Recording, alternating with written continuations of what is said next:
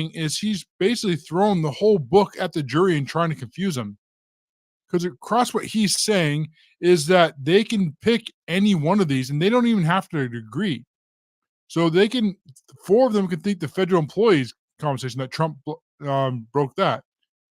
Four can think that he falsified business records, and four can think that he broke tax laws. And if they don't even agree on each one, so four think that he broke tax laws, but he didn't falsify business records or didn't violate the Federal Employees Compensation Act, then that they can still convict him under this insane. When I'm reading and I'm studying this, I can't believe this is even real and happening. And we're gonna play a clip from Fox right now where they go over exactly what's happening, what the jury is supposed to consider. It's insane. So here is clip one. That this judge said that these jurors could do. He just delivered what is being called really the pinnacle of all of this. He said that there is no need to agree on what has occurred. They can disagree on what the crime was among the three choices.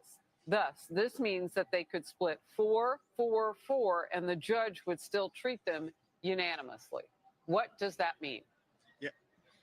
Well, it's really outrageous because in a normal criminal case, every statutory crime has what we call elements of the offense. Like in a bank robbery case, it's, you have to rob.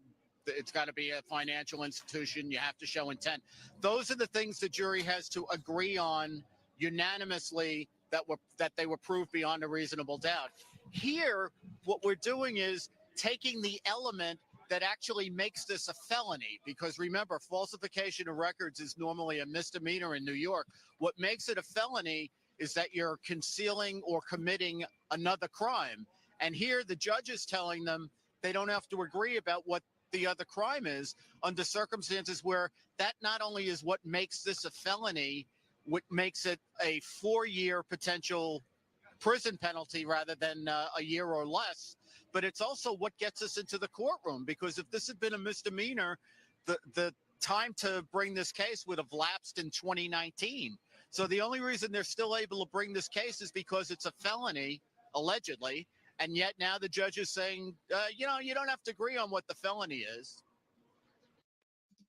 So Joe, I think I'll start with you. Have you ever heard of anything like this before?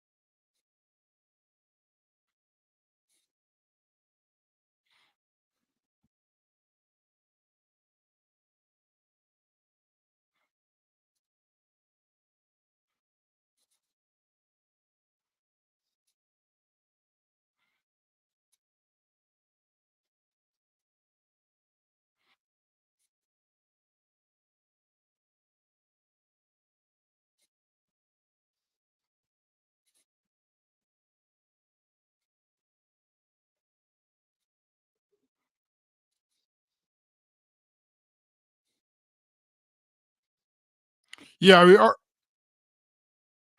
it's our Constitution and our Bill of Rights were written to protect this exact thing from happening from anybody. And we talk a lot about Donald Trump because it's happening to him, but this can happen to anyone. And think about how scary this is. Because Donald Trump is probably one of the most famous people in the world. He is a multi-billionaire. And most of us don't have that. They can simply bankrupt you just by bringing these charges against you and ruin your life. There's been people who've had to sell their houses, sell all their assets. So even if you're found not guilty, they can still ruin your life. And it shouldn't matter what side of the political aisle that you're on. Everybody should realize just how dangerous this is for a US citizen, because if they can do this to Trump, Imagine they can do this to you, that they can just bring up these felony ridiculous charges, and I don't have the income or the assets to defend myself like that. I can't hire a whole team of lawyers. Even if I was found innocent, I would lose everything. And so we have the right to due process. We have our First Amendment right to speak our minds, is something that we'll get into later. Because what this judge is doing to him is not only is they take him through this case, but they're trying to take away his First Amendment rights. So he can't even defend himself. So people like Michael Cohen can go on CNN and go on TikTok and absolutely blast and lie about Donald Trump, but Donald Trump can't talk about it. Or how Judge Merchant's daughter is bringing in millions and millions of dollars, and Trump can't talk about that. I can because I'm not gagged, but Trump is not.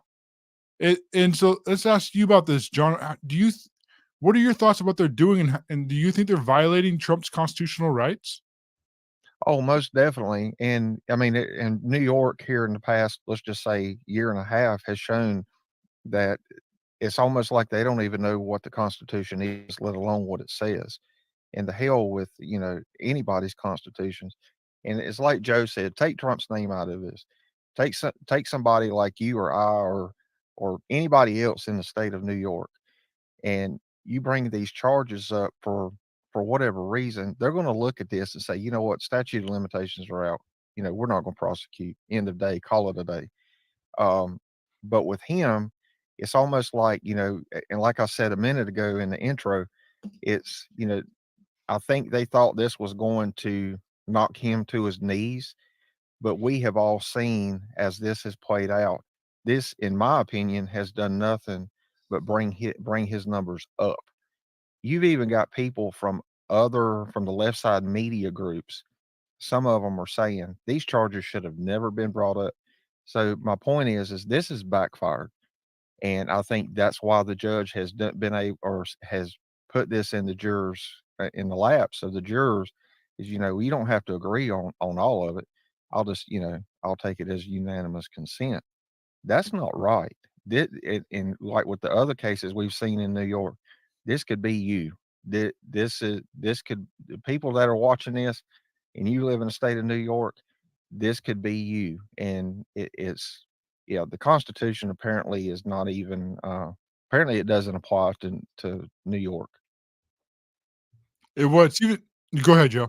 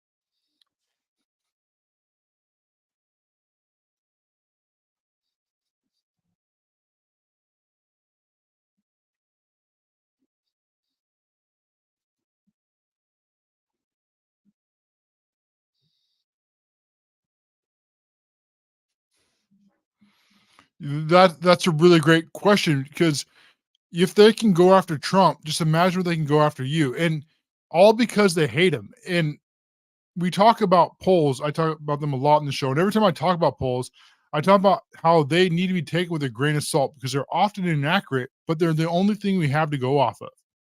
And they thought that they had gotten Trump. They thought that they'd finally gotten rid of him with the impeachment hoaxes, with Russia, with COVID, with the Steele dossier. They thought he was gone. But now that he's going to be running for president again, all of a sudden they tried to stack up all these cases in an election year to try to hurt him. And the problem for someone like Joe Biden is he has nothing to run on. Everything is terrible in everybody's lives. The economy is down the tank. I gotta ask you, how much are your grocery prices now? How much are your gas prices now? How much are mortgage rates you're trying to buy a house? How about the illegal invasion going on in this country? This all files under Joe Biden. See, back in 2020, they could blame Trump for everything. Whether it's true or not didn't matter. They could just say this everything was Trump's fault. And now they can't say that because Joe Biden is in charge. Remember how Joe Biden said we need to get the adults back in the room? Now the adults are back in charge, and you got to ask you, is your life better now? And that's why we're seeing Trump dominate.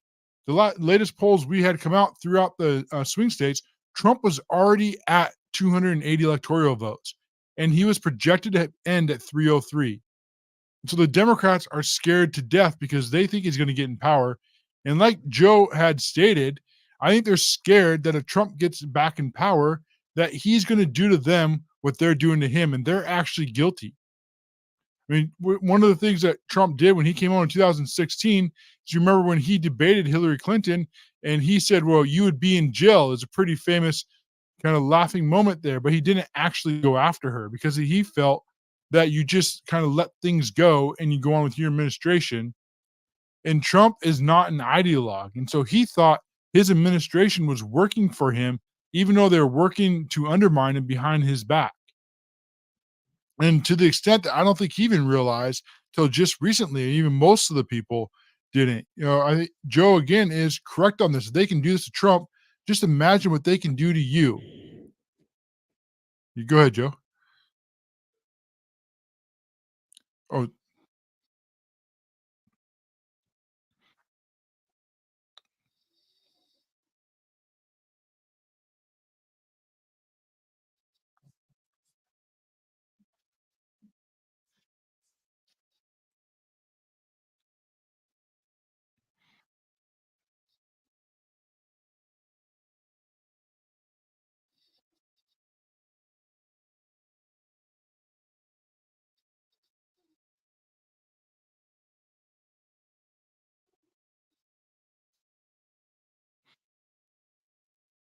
mhm.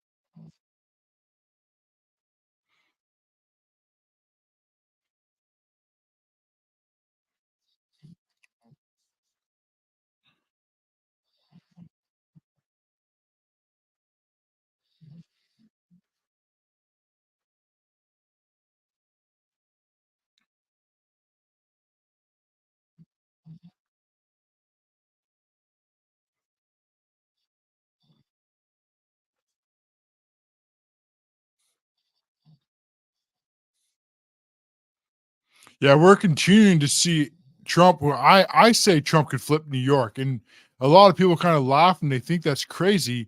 But what we're seeing happening to him is brought to light, and I have no doubt in my mind that people have pled to crimes they haven't committed just not to go through hell. Right? They give you some kind of they threaten to throw you in prison for the rest of your life. But hey, plead this crime, you'll do some community service. Maybe you can't own a gun, but you'll be home with your family tonight. are you going to really risk a jury, especially somewhere like New York or Washington, D.C., where it's so deep blue that it's going to be really hard for someone on our side of the aisle to get anything remotely fair? What do you think, John? Yeah, I'm with you on that, and I was thinking kind of what on Joe was saying a while ago is, you've got these nonviolent crimes that it appears that, they're throwing the book at these people, but then you've got violent crimes, crimes on law enforcement, crimes on women. I mean, the list goes on and on. And, they may spend 2 hours in the booking room to be released and to hope they show back up for court. I cannot wrap my head around that. And going back again, take Trump's name out of it. Take anybody. And Joe, you got a point. I mean, this has probably happened to other people, and because they are, they don't hold the position that Trump does. We don't hear about it. But it's like, and to your point, Cash, it's like, okay, yeah, I don't have the money to fight it. I don't have houses to put up for collateral to fight this. So yeah, I'll take a plea, whether they're guilty or not. So, you know, I don't know. It's almost like New York is not even connected. I mean, I know other states have their own issues, but New York's like the great big red sore thumb, in my opinion.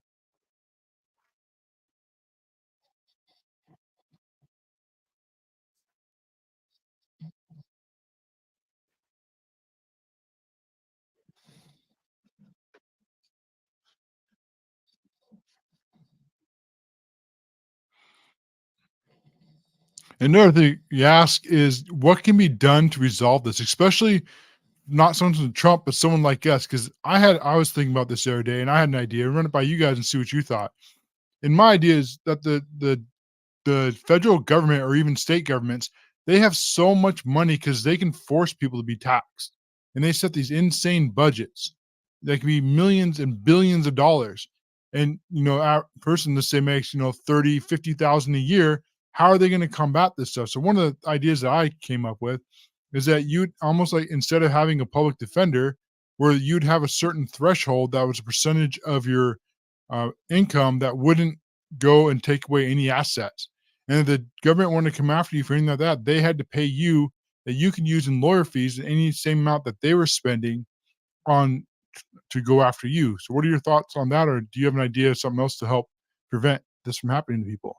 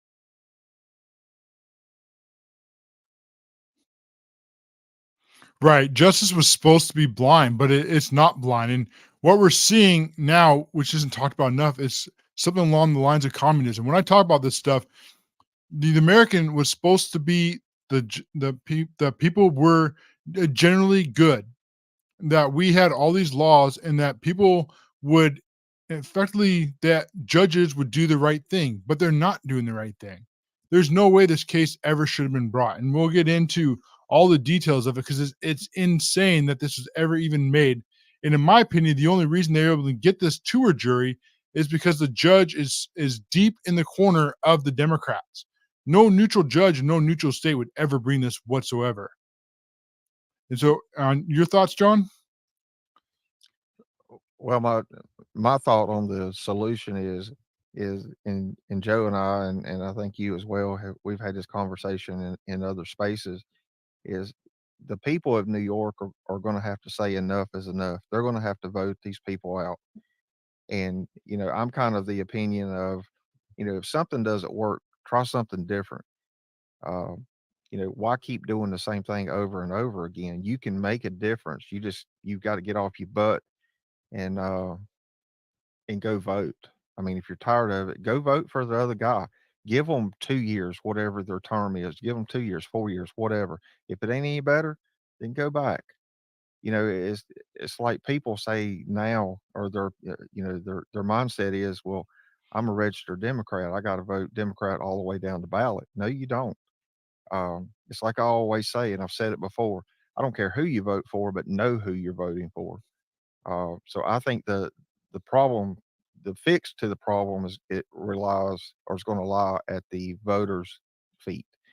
Um, that's the only way I see this. I see it changing.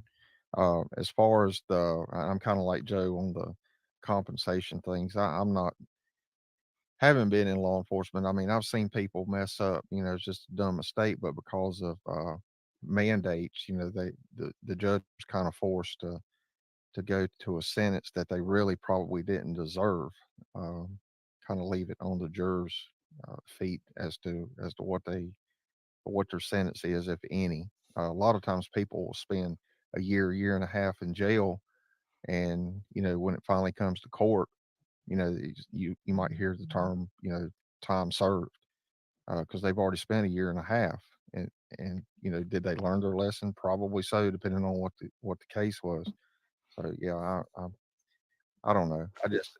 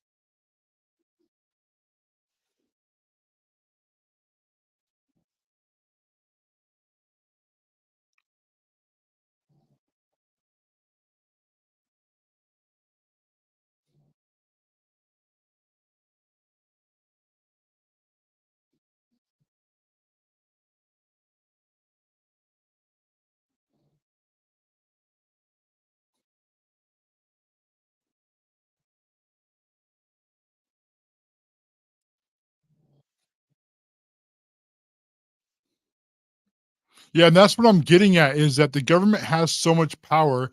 And in the US, we're expecting that people are ultimately good.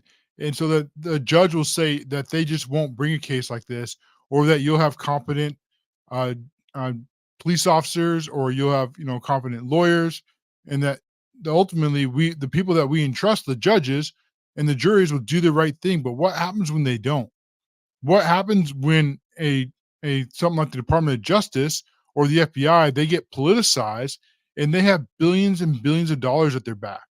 I can't even imagine what happens like January 6ers are going through and they get charged with these vicious felonies for being completely peaceful and being thrown in and going up against a jury in Washington, DC. I mean, what are you supposed to do? What is the answer there?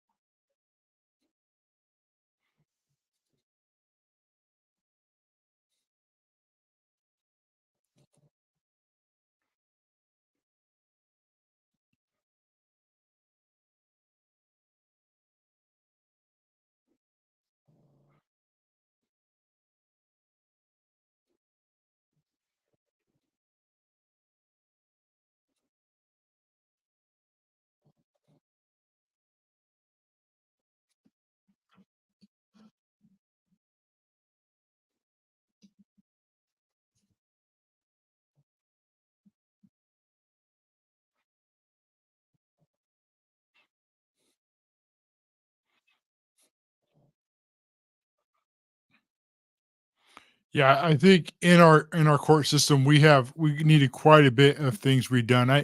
I don't know about police officers. I think that'd be something interesting to talk about here in a moment about how far we go with all this. But before we get into that, Trump came out of court today and he talked to the press. And normally I will cut these down for time, but I want to play his entire press conference because of how historic today is and what happened to him and all the things that he said in about a 4-minute break. So we're going to play it right now.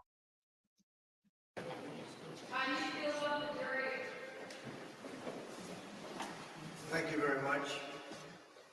I would say, in listening to the charges from the judge, who's, as you know, very conflicted and corrupt, because of the confliction, very, very corrupt. Mother Teresa could not beat these charges. These charges are rigged. The whole thing is rigged. The whole country's a mess between the borders and fake elections, and you have a trial like this where the judge is so conflicted he can't breathe. He's got to do his job. And it's not for me, that I can tell you. It's a disgrace. And I mean that. Mother Teresa could not beat those charges, but we'll see. We'll see how we do. It's a very disgraceful situation. Every single legal scholar and expert said this is no case. It shouldn't be brought. And it certainly could have been brought 7 years ago, not in the middle of a presidential election. It was all done by Joe Biden. This judge contributed to Joe Biden, and far worse than that, but I'm not allowed to talk about it because I have a gag order. Far worse than that, by 1,000 times worse than that. The worst I've ever heard, but I can't talk about it. It'll be talked about, but I'm not allowed to talk about it. But it'll be talked about in the history books. What's happening here is weaponization at a level that nobody's seen before, ever. And it shouldn't be allowed to happen. So I'll stay around here. This is 5 weeks. And 5 weeks of really essentially not campaigning, although I took a big lead in the polls over the last few weeks on something's going on. Because I think the people of this country see that this is a rigged deal. It's a weaponized deal for the Democrats to hit their political opponent. For Joe Biden, the worst president in the history of the United States. He's destroying our country. He's letting millions of people from jails, from prisons, from insane asylums, from mental institutions, drug dealers pour in. Venezuela, if you look at their crime statistics, they've gone down 72% in crime because they're releasing all their criminals into our country because of this horrible president that we have. And then they have a protest of Robert De Niro yesterday. He's a fool. He's a broken down fool standing out there. And he got maggot. He got maggot yesterday. He got a big dose of it. But I just want to say it's a very unfair trial. It should have never happened. If it was going to happen, it should have happened 7 years ago. As you know, Bragg didn't want to bring it. The Southern District didn't bring it. The FEC didn't bring it. This judge didn't even let us use the #1 election attorney. He's making the rules. He doesn't know anything about elections. He doesn't know anything about voting and vote counts. He doesn't know anything about this stuff. That's not his profession. We had the leading election expert in the country, Brad Smith, ready to testify. Wouldn't let him do it. They wouldn't let another gentleman who represented, and you know very well, you saw it. It was the worst I think I've ever seen anyone treated on the stand. Bob Costello wouldn't let him talk about all of the hundreds of emails that he was sent by a gentleman, another gentleman who I can't mention because I'm gagged. Every time I speak to you, you ask me simple questions. I'm not allowed to give you the answer because I'm gagged by this judge. But we have a very, very serious problem here. I mean, our country's going bad. And remember, and let me just leave you with this. This is all because of Joe Biden and I don't even think it's him. I don't think he's smart enough to think about it. But it's the people that surround him in the office. They're smart. They're fascists, they're communists, but they're smart. And they're ruining our country. But we're going to win this election. November 5th is going to be the most important day in the history of our country. We're going to take back our country from these fascists and these thugs that are destroying us with inflation and with everything they do, how stupid they are, allowing 15, 16, 17 million people into our country, totally unvetted, totally unchecked. We're going to bring back our nation November 5th. Remember, the most important day in the history of our country. In the meantime, this trial is rigged. Thank you. Yeah, so there's President Trump's thoughts after what they've done to him.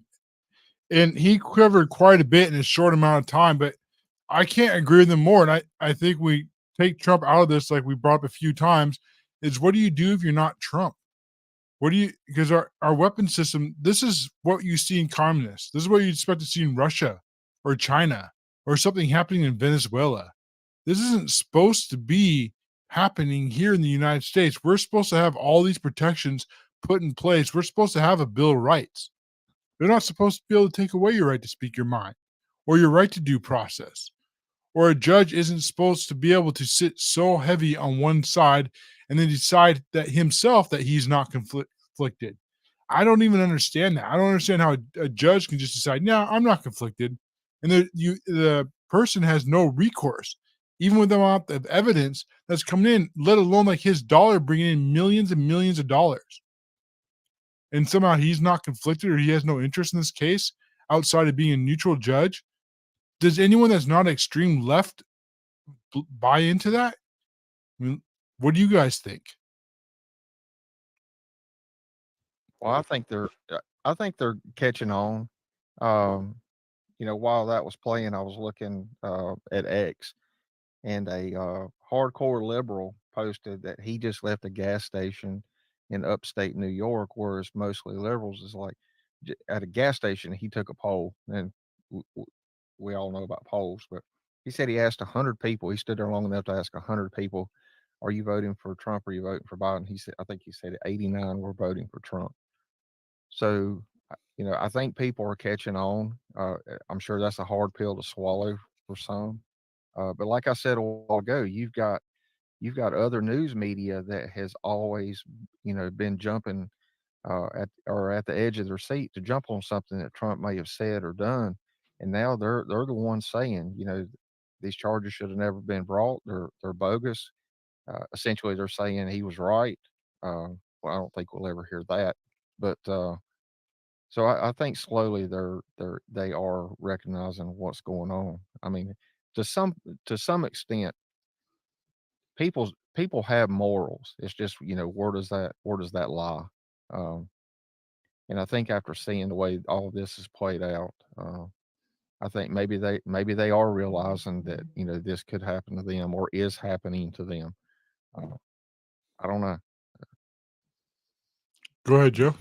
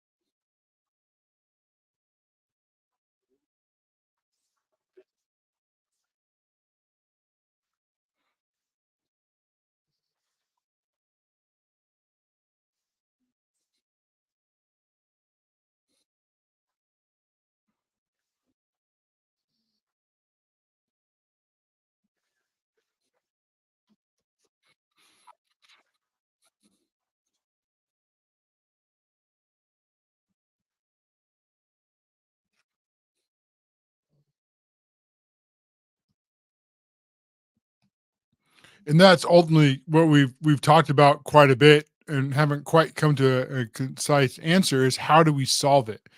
Because that's really was at the end of the day is going to come down is the way that our constitution was written is that they realize that we can't write a law for every single possible thing. So we have to trust that people are morally just. At the end of the day, that people are going to do the right thing, and that's why you have a jury and not one person. But when they're not just, when they're flagrantly breaking the law, and I agree that this isn't so much about Trump, it's just Trump has brought a problem to the light that has never had it shined on like this before, to my knowledge. I mean, how many people do we think every single day that are wrongfully sitting in prison or pleaded deals that they never would have if they weren't facing federally charges or prison time, or someone like the DOJ, the FBI, or their local DAs have unlimited amount of funds to throw at them, and you're a poor person making 60,000 a year. What are you supposed to do? And so that's what we come back to is how do we solve that problem moving forward? Let's start with you, John. Well, and that's where I think, and unless I'm misunderstanding your question, I think this is where number one, you're going to have to start at the state level and weed these people out and bring in people that um, that are going to turn what's going on around. And then, like they always say, the snowball rolls downhill.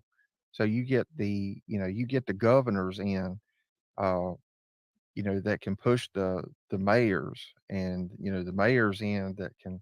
I mean, it's not, I don't think it's going to take a whole lot, but you're looking at all this from the mayor down to or from the governor down to the mayor down to the district attorneys. I mean, you got to look at take any of the cases, Trump, Dexter Taylor, any of them. Who's bringing this stuff on? It's the DAs. So you got to weed them out for sure.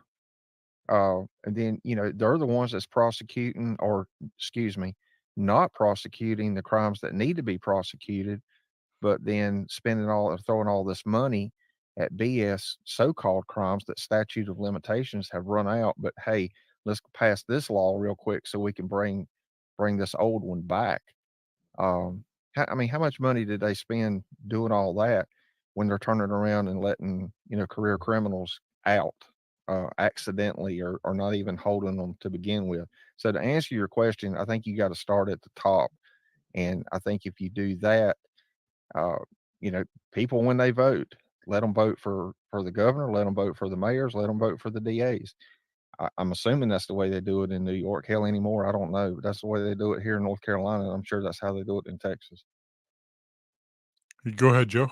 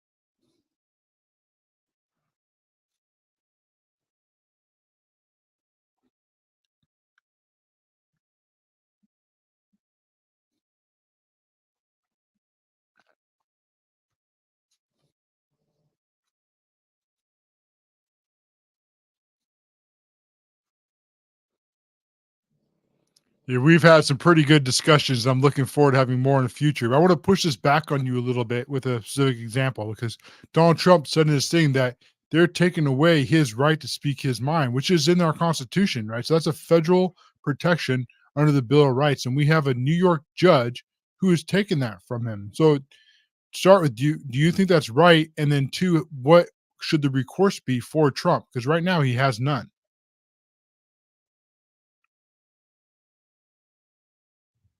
You talking And to then that Joe or me? yeah, let's go with Joe first and then we'll go out.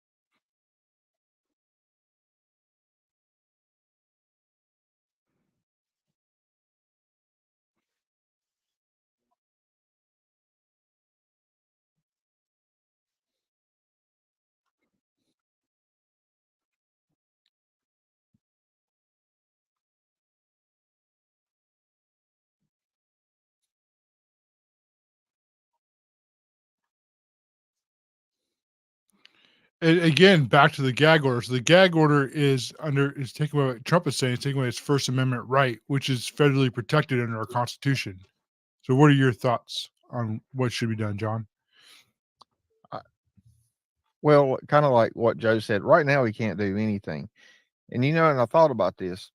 I'm like, why is the judge, issuing a gag order on Trump? At that time when that was done, the jurors were sequestered. We all know how that works. Don't need to even go into that. But what does it matter what he thinks? Why should a judge matter what in his mind a a person been accused of a crime thinks about the judge? Why does it matter?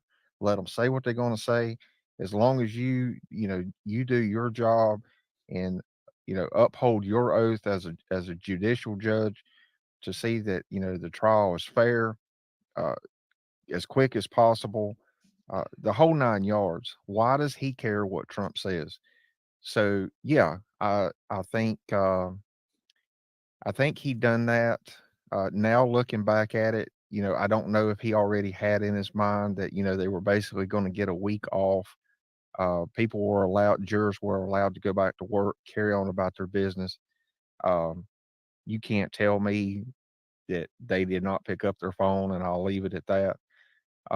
So in my mind, I kind of hope that maybe the jurors did pick up on this or got hints of it and thought, you know what, that ain't right. Um, right now, he doesn't have any recourse, but I would hope on one hand that he go back and sue for a violation of his First Amendment right. But then here you are again, you are filing a civil lawsuit against your First Amendment to the same DA that brought the charges up on you. So that's not going to hold water. So it's like why even bother? But that's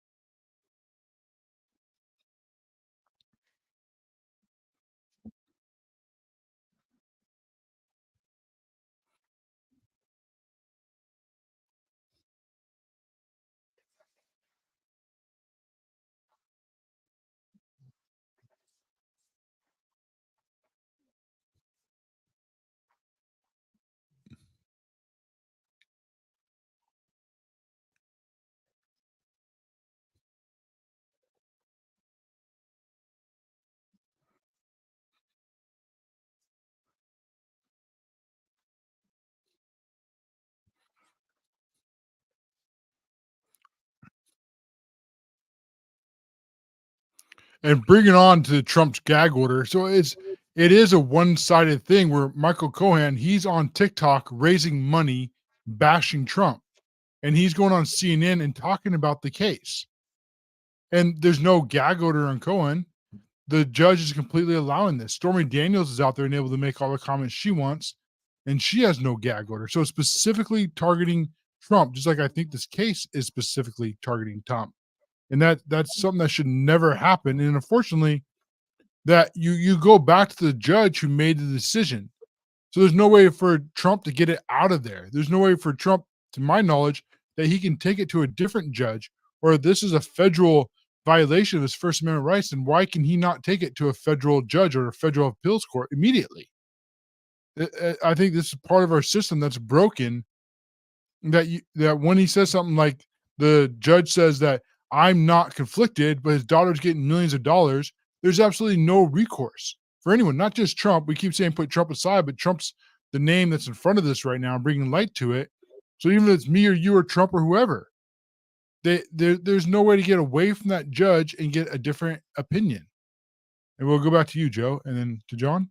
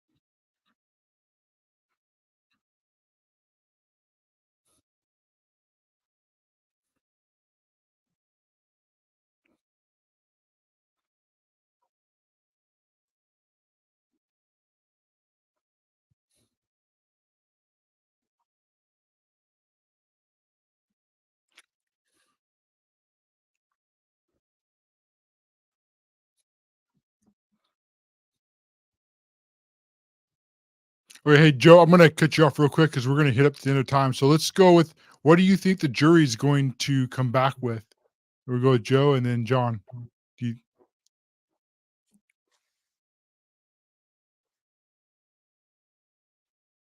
okay, John?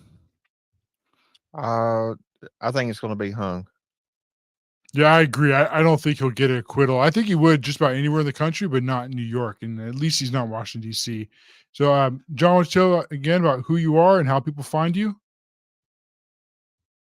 Yeah. So again, my name's John. I'm on 2A Talking Tactical. You can find me on all the social media platforms and also on the website 2A Talk the letter N tactical.com. Do Second Amendment news, bills, laws, and product reviews. And also got some affiliate links on there and some coupon codes for all of your 2A needs. And Cash, I want to thank you again for letting us come on. Yeah, appreciate you coming on. And Joe, tell people who you are, where they can find you.